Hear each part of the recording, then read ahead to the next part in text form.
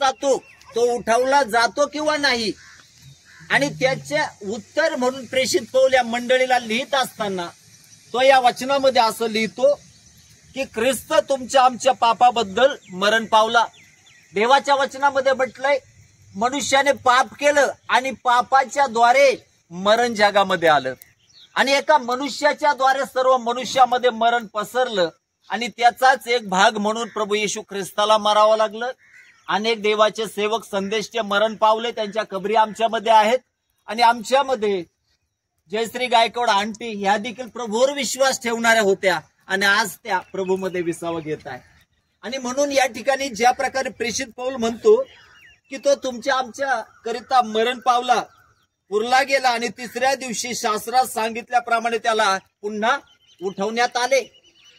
अनेकदा ह्या गोष्टीची खात्री किंवा शाश्वती येण्यासाठी आम्ही ख्रिस्तामधील विश्वासामध्ये मुळावलेले असणं गरजेचं आहे. आणि ज्यावेळेस केवळ माहिती असून चालत नाही, ज्यावेळेस आम्हाला अनुभव असतो ना प्रभू येशू ख्रिस्त जिवंत आहे, त्यावेळेस नक्कीच आमचं दुःखाचा भार तो परमेश्वर हलका केल्या वाचून राहत नाही. माझ्या जीवनात जो अनुभव आला तो मी तुमच्याशी शेअर करत आहे. मी पाईपलाईनला राहत असताना आमच्या समोर कदम नावाच्या एक आंटी होत्या, आणि त्यांना देवाबद्दल एवढी प्रीती होती की सकाळी सकाळी माझ्या पत्नीने मी बाहेर जात असताना मला नाश्ता करायला दिलं, आणि ज्यावेळेस पोह्याचं ताट माझ्या समोर होतं तेवढ्यात त्या कदम आंटीने मला हाक मारली, म्हणे अशोक माझ्यासाठी प्रार्थना करून जा. मी ताट बाजूला सारलं, लक्षपूर्वक ऐका, आणि ज्यावेळेस ताट बाजूला सारलं मी त्या आंटीसाठी प्रार्थना करण्यासाठी गेलो, आणि ज्यावेळेस मी त्या आईसाठी प्रार्थना करत असताना देवाच्या आत्म्याने मला प्रगट केलं त्या आई त्या दिवशी मरण पावणार आहे. आणि ज्यावेळेस ते दृश्य मी पाहिलं प्रार्थना करत असताना माझ्या अंतःकरणामध्ये दुःख झालं. मी प्रार्थना करून रिटर्न आलो आणि माझ्या पत्नीला सांगितलं आंटी फक्त आजच्या दिवस आहे, ते मरण पावणार आहेत. परंतु या गोष्टी त्यांच्या घरच्यांना मी सांगितल्या नाही. देव आपल्या अस्तित्वाची जाणीव आम्हाला करून देऊ इच्छितो, आणि म्हणून ज्यावेळेस त्या ठिकाणी ती गोष्टी मी सांगून गेलो, दुपारी माझ्या कामानिमित्त मी बाहेर गेलो, ज्यावेळेस त्या ठिकाणी दुपारी जेवणासाठी मी घरी जायचो, दुपारी गेलो आणि तेवढ्यामध्ये पुन्हा त्या कदम आईचा आवाज आला, अशोक माझ्यासाठी प्रार्थना कर. ज्यावेळेस मी गेलो आणि गेल्यानंतर पुन्हा प्रार्थना केली, तेच दृश्य तेच विजन परमेश्वराने दाखवलं, आंटी मरणार आहेत. व्यवस्थित असणाऱ्या त्या आई, मी प्रार्थना केली आणि पुन्हा तेच दाखवल्यानंतर मी गेलो. मला दुःख झालं अंतःकरणामध्ये. मी जेवण वगैरे केलं आणि पुन्हा माझ्या कामावर गेलो. संध्याकाळी ज्यावेळेस मी रिटर्न घरी आलो 6-7च्या दरम्यान, त्यावेळेस माझी पत्नी बाहेर आली आणि तिने मला पहिली न्यूज दिली, आई मरण पावल्या. आई काय झाल्या? मरण पावल्या.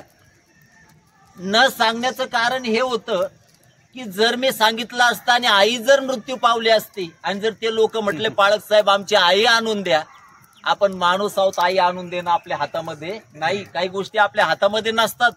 जसं गायकवाड कुटुंबाने आंटीसाठी जे त्यांच्या हातचं होतं सगळं काही केलं.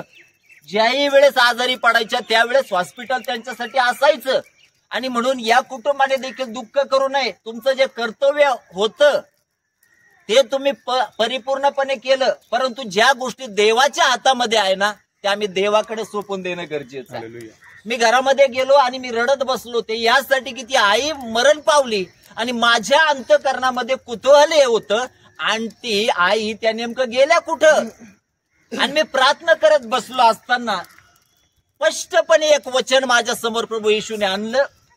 ते वचन असं होतं, योहानकृत शुभवर्तमान अध्याय 17 आणि त्याच्या 24 वचनामध्ये प्रभू येशूची ती प्रार्थना आहे. लक्षपूर्वक ऐका.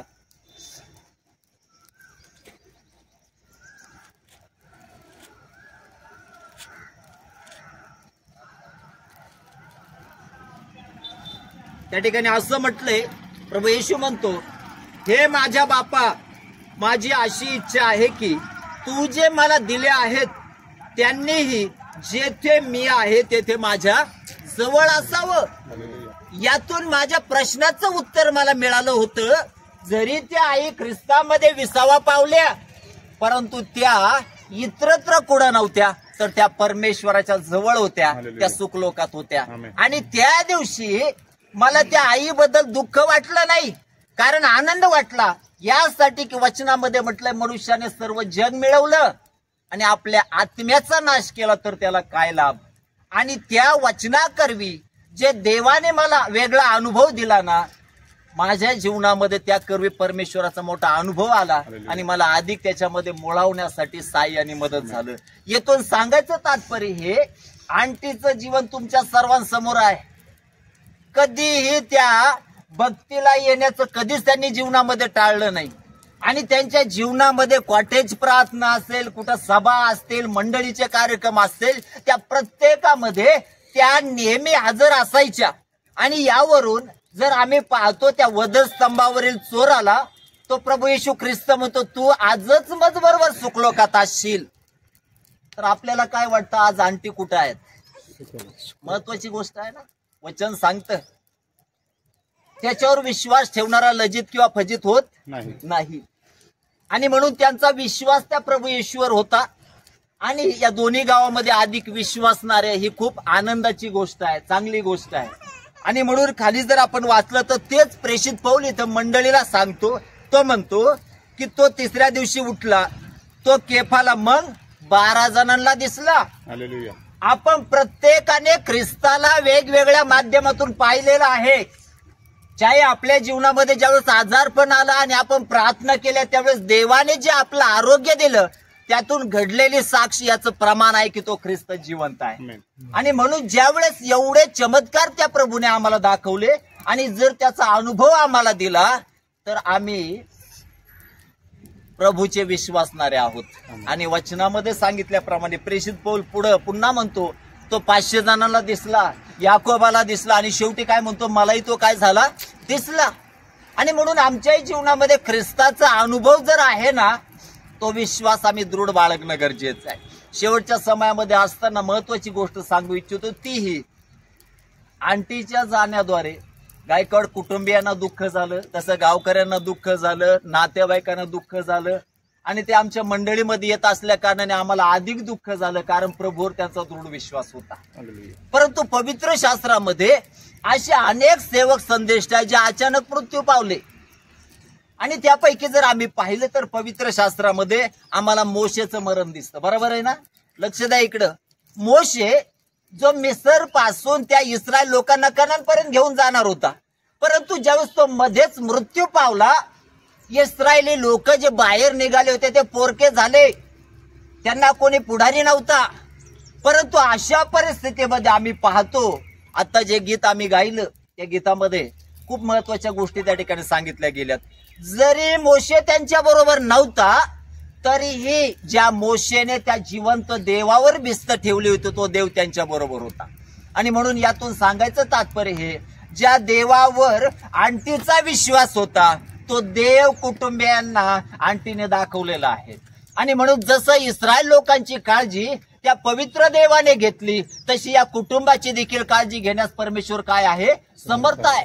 देवाच्या वचनामध्ये म्हटलंय, शारीरिक स्थितीमुळे माणसाला वयोमान परमेश्वराने दिलेलं आहे आणि त्याच्यामुळे प्रत्येकाला मरण आहे. वेगवेगळ्या समयामध्ये काही काही लोक लवकर मरतात, काही काहींना त्या ठिकाणी अनेक वर्ष, शेकडो वर्ष, शतकानंतरही ते जगतात.